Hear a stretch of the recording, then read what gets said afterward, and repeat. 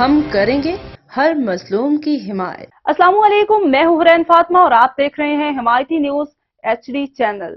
نظر ڈالتے ہیں آج کی اہم خبروں پر۔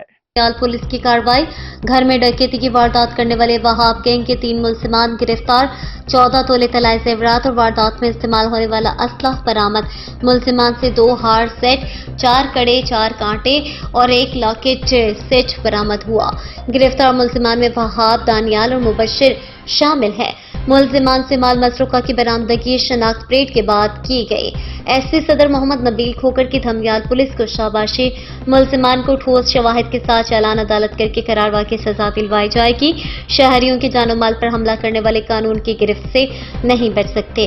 SP صدر محمد نبیل کھوکھر۔